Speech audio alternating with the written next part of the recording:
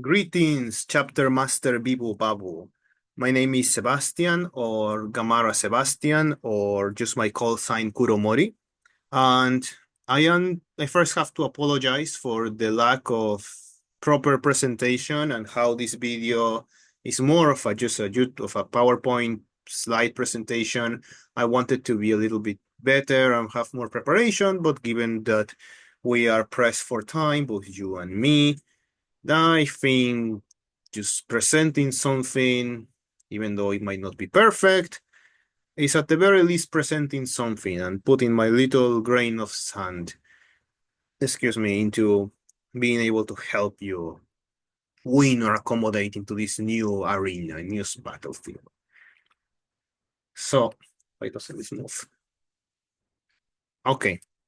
Yes, I know you're pressed for time and trying to be like a sniper. I will try to be going to the point in as little time as possible. You ask us, the Pebble Army, for help, and so you have awakened me from my crate with my ancient knowledge. Now, why should you listen to me? Well, during the Link Brains era around 2018, I topped several Yu-Gi-Oh! Regional tournaments. These are 6 to 8 rounds of Yu-Gi-Oh! Events of Swiss, and I did mostly top 16s, top 8s, and top 22s, ranging from 100 to 200 or 300 people.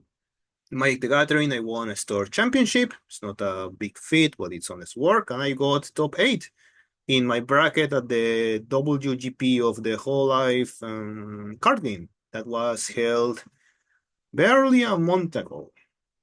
So, I do have some knowledge. It is not much, but I hope it suffices for your endeavors. I believe these credentials should make it worth your time to listen to this general or commander, so strap yourself in, or just let this run in the background while you do something else. Maybe the second screen while you rank in Master Duel, clean your room. Without further ado, let us begin. This crash course will on Eldlich and Yu-Gi-Oh! Will be divided into the following sections. What is modern Yu-Gi-Oh? The introduction to Eldlich, the weakness and strengths, the 3 deck lists and context, introduction to the VTuber deck, the Evil Twin deck, 3 deck lists if I would run if I was Fuamoko, and additional deck lists and wild ideas. Slightly optional, but I think it's important, especially a second one, so to make sure we are in the same page. So, it's a little bit better. There we go. Let's move on. What is modern Yu-Gi-Oh? So unlike the good old 99% of people of Yu-Gi-Oh that people know and love and remember, this isn't really Yu-Gi-Oh anymore, and it's more of a, how should I put it? It's a Yu-Gi-Oh 3 now, rather than Yu-Gi-Oh. Stop. Okay. More like Yu-Gi-Oh 1. Yu-Gi-Oh 1 is the Dark Magician and the Blue Eyes. This is more like Yu-Gi-Oh 3 now. And Simo, a Yu-Gi tuber, often refers to that. So Yu-Gi-Oh uses the term of Yu-Gi-Oh 2 when talking with Magic the Gathering content creators. And this game was originally conceived as a parody of Magic the Gathering, a game that focuses on combining chess and poker, a game of minute details and micro advantages. Yu-Gi-Oh originally was a toned-down version of this that, with time, started to evolve, or as some people would say, devolved into something, well, entirely different. It's more now of a rock, paper, scissors or a slot machine game, and games are often decided with your opening hand and largely revolve around one player doing a 10-minute combo and waiting to see if the opponent has the out for it. As Mana Logs paraphrase it with this card, Table's Trickery from Magic the Gathering, this is a card that was banned in Magic the Gathering. Wizards felt that that deck was Cascade, Trickery, whatever, that deck, the deck that used that card, created a lot of non-games, where your opponent either had the counter spell to stop your combo, or he didn't. Tibalt's Trickery was banned because neither player had to put too much thought into their plays, and there wasn't much counterplay unless you were already using a deck aimed to stop this deck. This was considered by both Wizards and the community to be unfun and uncompetitive. and thus this was banned. It's curious how this describes modern Yu-Gi-Oh! In a nutshell. With this in mind, do not beat yourself over this game. There is only so much you can do with the amount of time and resources that you have at your disposal. And even the countless hours of practice and experience will get swept away with enough bad luck. Joshua Smith, a world's competitor, said that in one of his videos, I would link it, but I don't remember if it was a stream or a video, that whenever you're trying to prepare for an event, to go to a big tournament, you have to present a winning concept. A deck that if it was your day, you would win the event. Which unfortunately implies that there are a lot of variables that are completely outside your control. Therefore, I think it's best to follow this approach. Present a deck that, if enough, but not too many stars align, you will emerge victorious. So now we move into the introduction to Eldlich. Why are we introducing Eldlich? Well, because, I think it's best for us to be on the same page. You already know the Eldlich, the guy, El Dorado, the Lich King. I will try to use some of the nicknames for ease of understanding. You have, the guy. You have the Conquistador, the horse, that blows one face-up card, non-targeting destruction. The pirate, El Vaquero, that steals one card from the graveyard. You have the egg, that summons the guy from the hand or deck. You have the castle, that finds you any missing piece. And you have the dancing zombies, the trap that summons the guy from the graveyard or the deck. And you have the throne, the counter spell. Now, these cards, they all have the same restriction of only using one of its effects per turn, either resource recovery or the effect of the cards, such as destroying, stealing, or just reloading your arsenal, your back row of spell and trap cards. Only the castle and the guy can use both of their effects on the same turn. Do bear in mind that this deck, given that this is slightly old, has this one restriction with the castle, that you can only attack with zombie monsters. We can go back to that later, but it's just worth mentioning. Now, there are these ones, there are other cards that are there.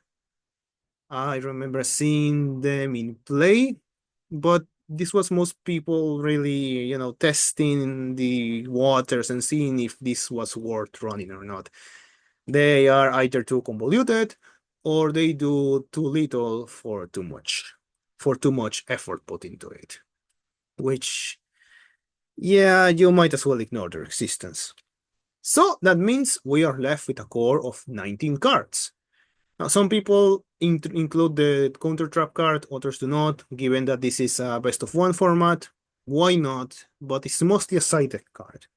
You have your guy, the cards that search for him, the recovery by reloading your field with the horse or the pirate, or even the counter, and the other cards that help the egg and the dancing zombies that help you, reload your back row. The dancing zombies and the eggs reload the servants of the lord, and the servants reload the cards that find the lord, the guy. From experience and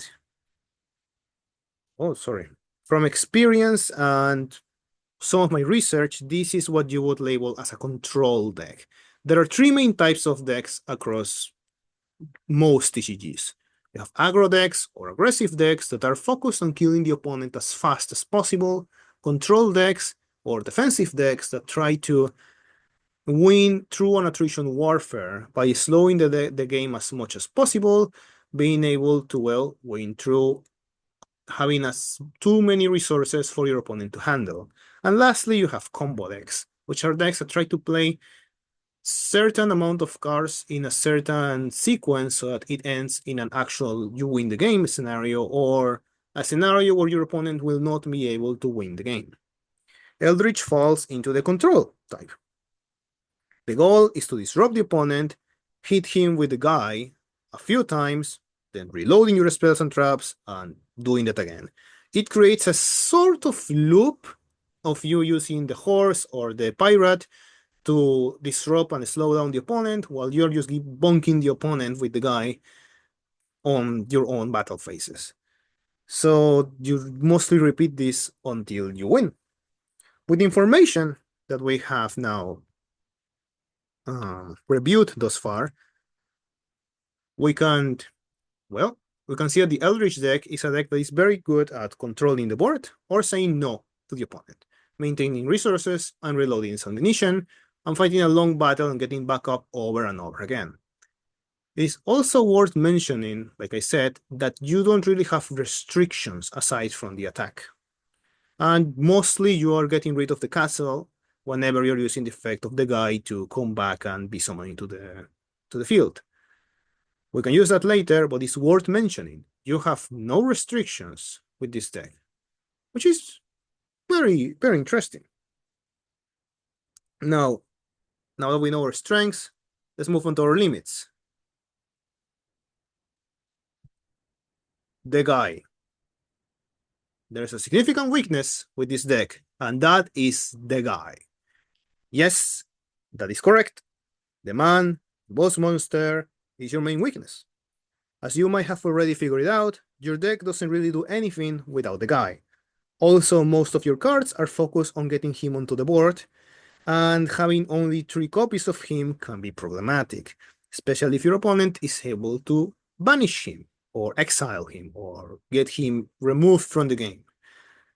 I have done that once, removing all 3 Golden Lords, and you have no idea how sad my opponent was, and how his deck just went kaput. It didn't do anything else.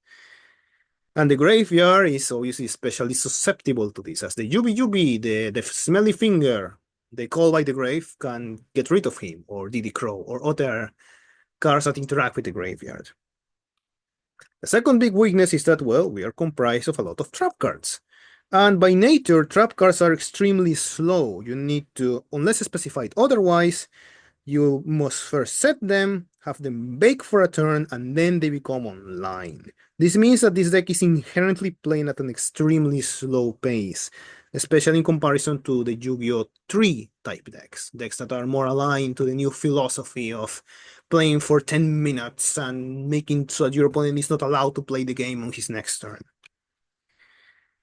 And obviously, well, oops, this is not going anymore. Because of these 2 factors, you only have 1 big boss monster, and the trap cards are so slow, it is very hard for you to kill in 1 turn, to do OTKs, 1 turn kills. And unless specifically turned for this purpose, this deck will struggle for that. And one of the greatest advices I was given when I was first learning this game is, if you go first, you control the opponent. If you go second, or say no to the opponent as much as possible, you try to prevent your opponent from playing the game. And if you go second, you kill the opponent. The best form of removal is player removal, after all. But you don't really have access to that. So that is another weakness. You have the lack of super duper aggressiveness firepower.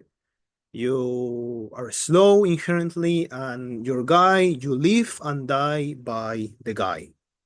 If he goes away, we cry. So it is good to keep these things in mind in order to, well, protect yourself.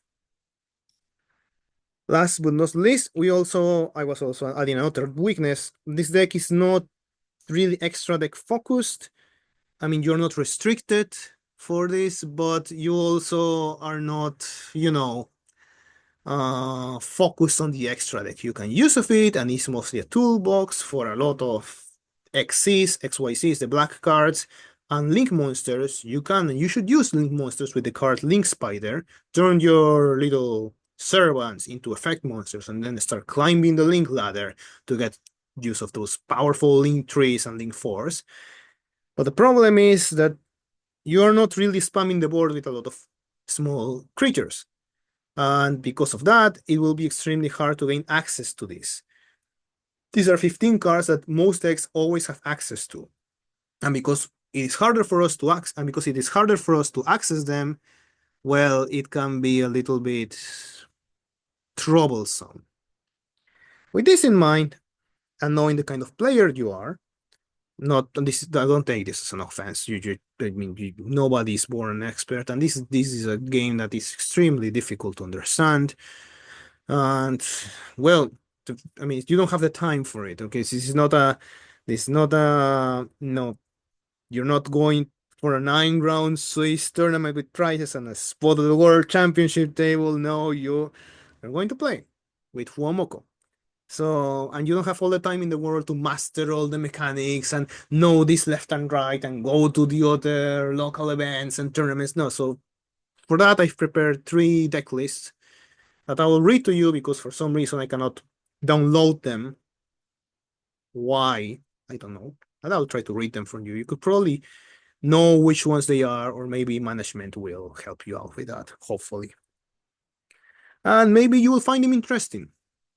Now, before that, I have something that goes across most deck lists. I have recommended and non-recommended cards. So non-recommended, Ash Blossom, because there is this card called Triple Tactics Talents, and there are some cards that are focused on stopping, protecting your combos. So Fuamoko is probably going to run by nature of the deck list, cards that will help her combos resolve and be protected from hand traps, so these are not that much effective, aside from Maxi. And the floodgates. The reason for this is that even though this deck was originally conceived in maximizing the use of floodgates, such as Skill Drain and Rivalry of the Warlords, you have lost access to a lot of them. Normally you would run 10 floodgates. Now you have about half, which is not very good. And instead I would run Shihashi Warashi, the Bell, Ghost Bell, and Haunted Mansion. She fulfills a lot of purposes. Offensive by helping Maxi resolve, protecting and trying to also disrupt either the red or the blue VTuber from summoning her twin, the missing twin. Gameciel, which is a kaiju. The kaijus in general, these are cards that you just slam onto the board, getting rid of one monster the opponent has without any form of counterplay. It's very unfair, and if for some reason Fuamoko summons the Link 4, you say, oops, Gameciel, here you go, and there is nothing she can do about it. And one of my favorite cards is the Black Luster the Soldier of the Black Glory, the Black Luster Soldier, the Link 3, because with the guy and turning your servants into link spiders, you can summon him with his protection. I believe if you attack, run over a monster, use the effect to gain plus 1500 attack, you now have a 45 beater that is untargetable and indestructible. And if memory serves me right, there is nothing the Evil Twin deck can do to kill him. Nothing. So that's worth considering, I think. It's a boss monster in the extra deck. It's a win condition. Let's move on to the deck list. First deck list is just a classic Eldlich deck number 81800.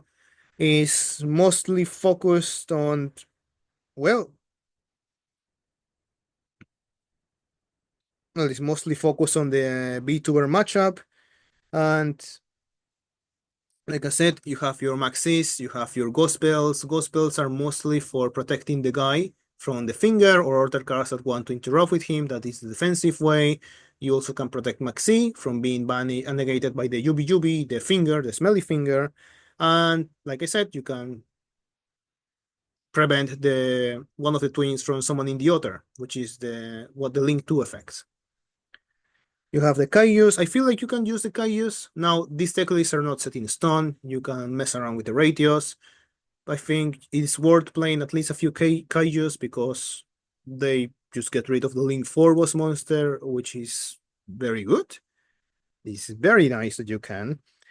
There is nothing your opponent can do to do it, to stop you from doing that.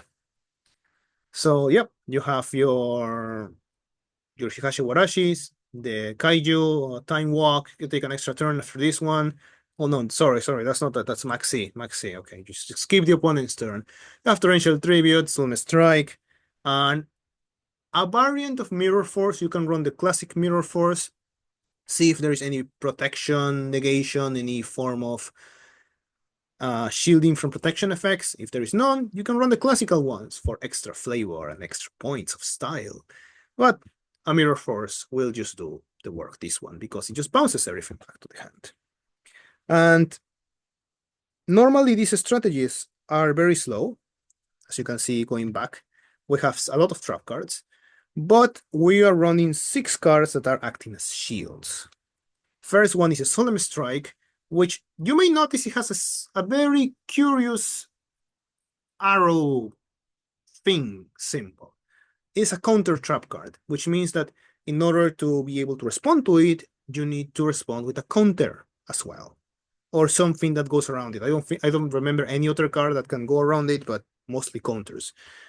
Which means that, for example, if Fuamoko is going if you set goes first, deploys all her forces, you go second, you set 5 cards. Third turn, Fuamoko tries to attack you for game. Then you activate your Mirror Force. Fuamoko activates this woman, the pink woman, the pink lady, she's red. Why is she called Carrot and she's not orange? I do not understand this. Well, anyways, this one, the one that can negate the spell or trap card, and you respond by Solemn Strike. And yeah, unless she has Retribute in hand, for some reason that thing's still alive. Probably she does not. And well, you negate it, and then you resolve the Mirror Force, and then you just destroy all of her army. Easy peasy, lemon squeezy, it's free real estate. Same thing can be used with Torrential Tribute. Torrential Tribute, though, is worth mentioning. It also triggers on your own monsters, which means you can deploy one of your servants, the pirate or the horse, and chain the Torrential Tribute and bloom, blow everything out, which can be very devastating. An on-command board wipe on the opponent's turn. Also, we have another one. This is Waking the Dragon. Not many people see it coming, and not many people will expect it. It is basically a landmine.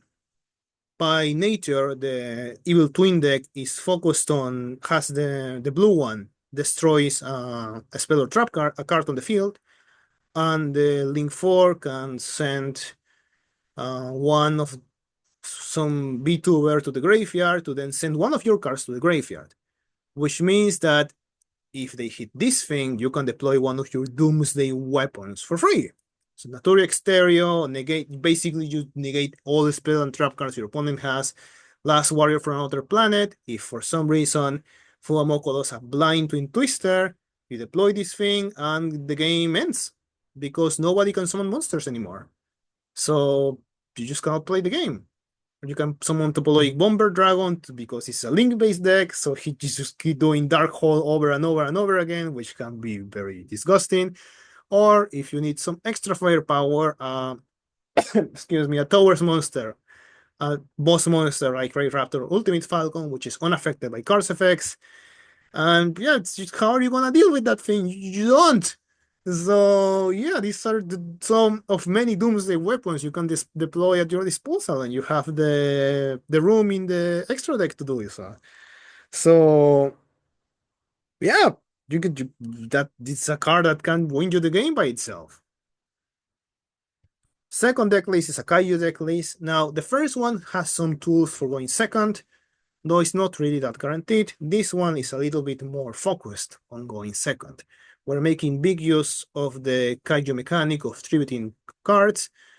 Also, if your opponent has Kaiju, you can summon your own Kaiju, which is why we're running the level 10 Kaiju.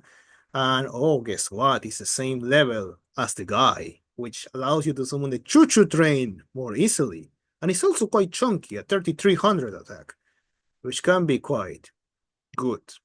You also have access to Interrupted Kaiju Slumber, which is the one with the turtle and the dinosaur that can. It's a dark hole that summons one Kaiju on each field. You can give the opponent the turtle, the weakest one, and you keep the bigger one for yourself. Yes, just like that. Also, you mentioned you may see the Winged Dragon of Ra for extra style points by following the anime, the classical creatures, the classic monsters, and the Sphere mode. The Sphere mode, you can tribute 3 monsters from the opponent, so it's almost better than a Kaiju.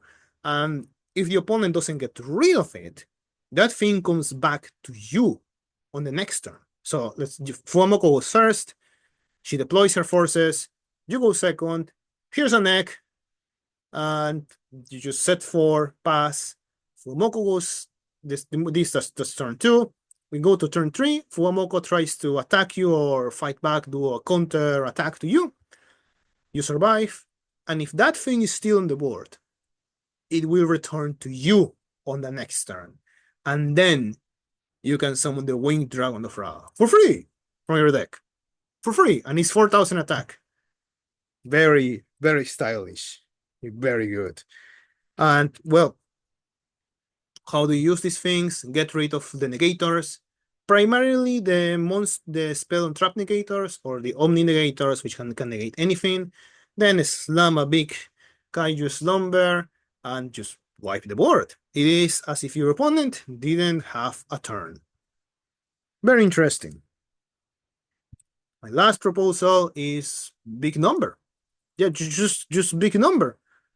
Yeah, we have some extra Kaijus in here, but we're making sure of the triple talent tactics cards, which is a card that if your opponent activates a monster effect on your main phase, you can use it and either draw 2 cards, take control of one of your opponent's monsters until the end of the turn, or look at the opponent's hand and make the opponent shuffle that one card you choose from his hand to the deck. But the main focus, the stars of these deck lists are the Mechanites. You're running the purple, the blue one, the red one, and oh, there's also Fleur de Lis there, but you can give or take. It's Dogmatica Fleur de Lis. It's a monster that can summon herself for free. You have Pancratops, which is a dinosaur that can summon itself as long as your opponent controls more monsters than you do. And for some reason, Fenrir is at 1, but hey, we can still play Fenrir. If you control no monsters, you can bam, summon him. And these are just big monsters. Big number. Well, what's Unga Bunga, when everything else fails, you just go Unga Bunga and start headbutting the competition, and that will solve most of your problems. You want to go second there. It can still go first, but yeah, you just go second. You just summon Unga Bunga, and you just say, "Oh, Unga Bunga, big monster, go brr." Just brr, and not much brain power is needed for this. I now remember one card I forgot. There is this card that is like a Beyblade, the underclock topper is a link to a Cybers that can target one of your creatures and one of the opponents, and effectively make it so that the opponent's attack is reduced by your creature's attack. You can use that in conjunction with the card Crusadia Equimax, which is the Link 3 boss monster from the Crusadia archetype. And well, since you know the places in which you are placing your monsters and also the Kaijus, you can place that in front of the extra monster zone, place the Equimax right below it, connected, deploy the other forces on the arrows, and then just swing for lethal. As far as it can be a little bit more confusing. With practice, you can do it, but I think it's worth mentioning, so my consciousness is more calm. But anyhow, the important thing is big chunk, big unga bunga creatures that you just attack and get rid of the opponent. Curious, the Pancratos and the Faramir are level 7s, and a lot of the Mechanites are level 8s, which can help you with those black cards, the XYZ monsters, and to, well, deploy more forces and more bigger, badder guys onto the battlefield. Faster access to Zeus, if you really like that card. Now we have our 3 proposals, we move on to our enemies. The VTuber deck. This is the main core. You're basically running all copies of the red and the blue girl. This kill, C kill, the red and the blue one, and they all revolve around summoning the other twin, or if the twin is on the field, you summon one of them from the hand, and well, they can also combine into their Link 2 monsters, which is like their more cutesy slash sexy versions of themselves, which is a little bit more. But these are like your boss monsters that they can. The red one draws you a card, the blue one destroys one card on the field, and they can combine to the Link 4, which yeah, it's a pretty okay boss monster. Now, do bear in mind that even though this is a standard combo deck that spends like 8 minutes playing by itself, the deck only needs one of the twins to function. One. And in some instances, Ash Blossom will not stop it because not the classical ones, but these other ones, there's two versions of the blue and the red one. They also can summon from the hand, which means that even you might stop one effect, they can still perform the combo. So it's quite a predicament for us. Also, while this big weakness, there's this big weakness of being a combo deck, by default, there is this big weakness, sorry, of being a combo deck. By default, this deck is more susceptible to early forms of disruption. If you attack their bottlenecks, which are you get rid of the first small monster they have, or you negate the second resurrection effect, or remove the target, they negate their access to their Link 2 in the graveyard, and therefore their boss monsters. The Yubi Yubi, the Smelly Finger, the Call by the Grave is especially deadly here. But there is also this big trouble, which is this is also a strength of the deck. It is a combo deck, and you may have already experienced that Yu-Gi-Oh! Is a video. It's a game that is heavily favoring combos. And by extension, this deck is greatly supported, which means that this deck has access to this annoying tier 0 engine, the Finsmith, and also the Sprite variant. You are effectively fighting against two different decks. They start with one combo, for example, the Finsmith, you get rid of that. Oops, here's the one twin with my last card in hand, and here's the full combo again. Or you negate the twins, oops, now Sprite combo, let's go with just one card. Yeah, it can be quite difficult for us. And now I do understand this kind of sounds like I am helping Fuamoko here, even though this is a message for Chapter Master Biboo. But I mean, especially with how thorough this semi-crash last-minute study analysis is. But in order to defeat your opponents, you must understand your opponents, which is why I have to, and you also have to understand what they can bring to the table and what forces they can use to attack you. So, with that, I am proposing some deck lists. Oh, I didn't change the name there. That's so embarrassing. For the VTubers. First one is the VTuber Finsmith.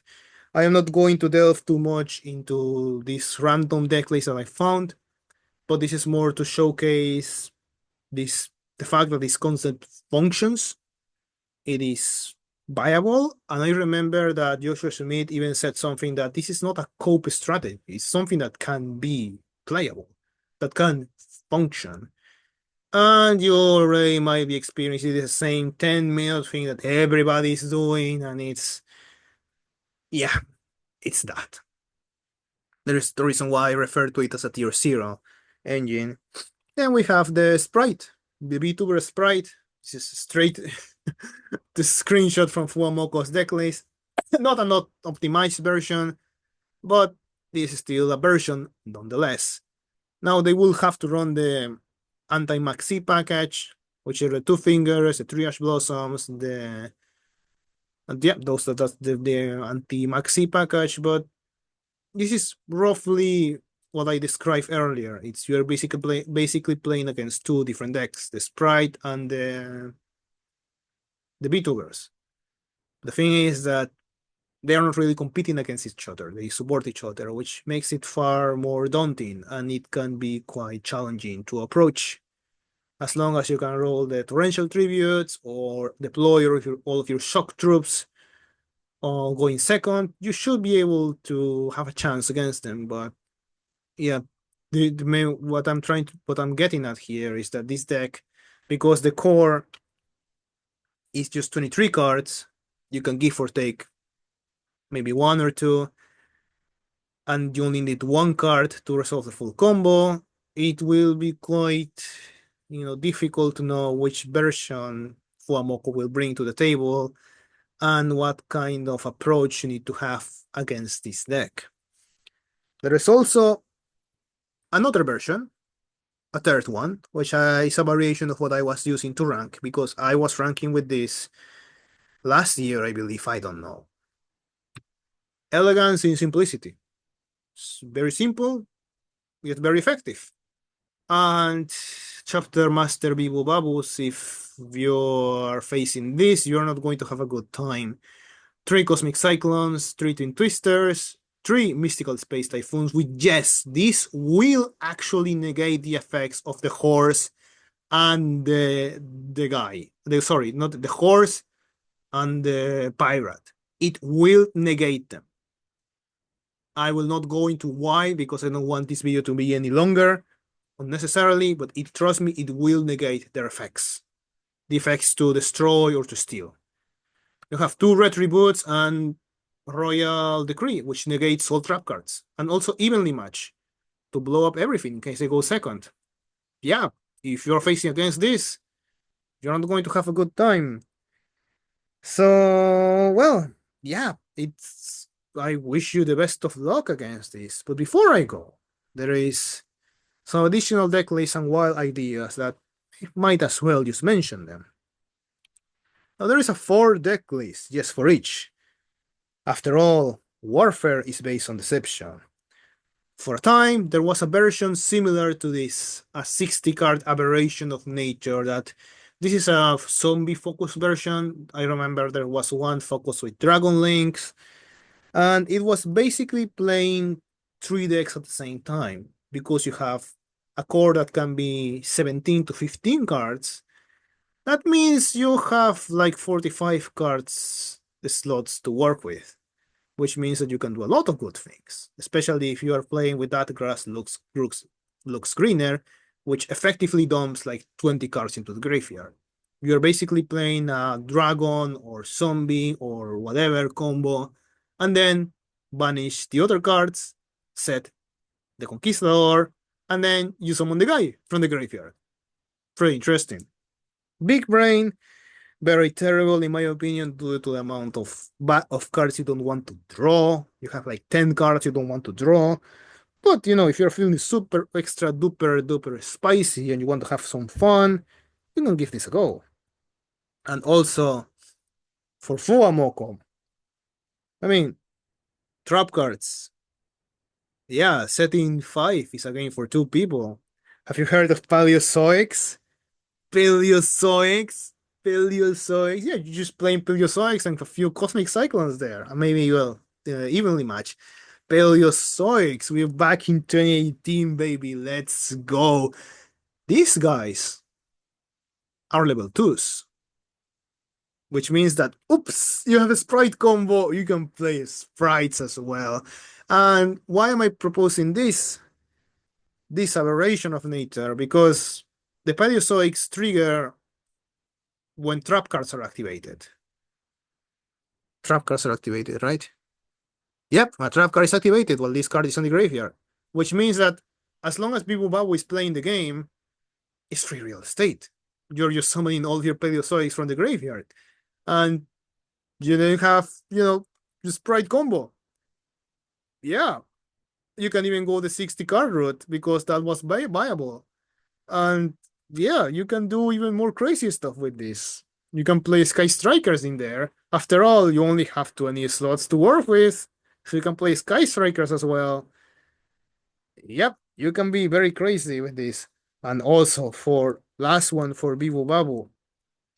See, I know we have no normal summon in Eldlich, which means, have you heard of Alistair the Invoker? Oh yeah, baby, we are back in 2018. We have been summoning this guy for 10 years and we will continue to do so until the end of time, as it should be. You can run this guy. He's not very good, but you can run him. You have the space, and if you didn't know what to run back in the day, you can always use normal summon Alistair. Yeah, he's pretty neat. Feel free to toy around with these ideas, and I hope that this has been useful to you. Try to have some fun, try to maybe go wild with something, or hey, maybe use the shock troops and go unga bunga. After all, if this is too much text and things are just too complicated, why not just head back to competition with some good unga bunga and shock troopers and just big number? After all, going big can be the most effective way of winning the game. I hope this has been helpful to you. You have my thanks for listening to me.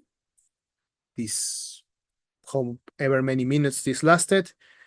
And I'm sorry, I wanted to have this better structured, but time ran out, and it's better for me to leave this be and leave this into the interwebs and hope it finds you and it maybe helps you, or at the very least, makes you allows you to sleep better at night by knowing that, okay, this is as good as this deck's gonna get. This is the most you can do with this thing. And well, let's just roll dices. Because remember, you can always win as long as you draw Maxi. Sorry, you can always win as long as you can resolve Maxi. Thank you for listening to me. And now I shall take my leave again, back to my crypt. Thank you, and may the gods guide you, may the Emperor guide you, Chapter Master Biboo.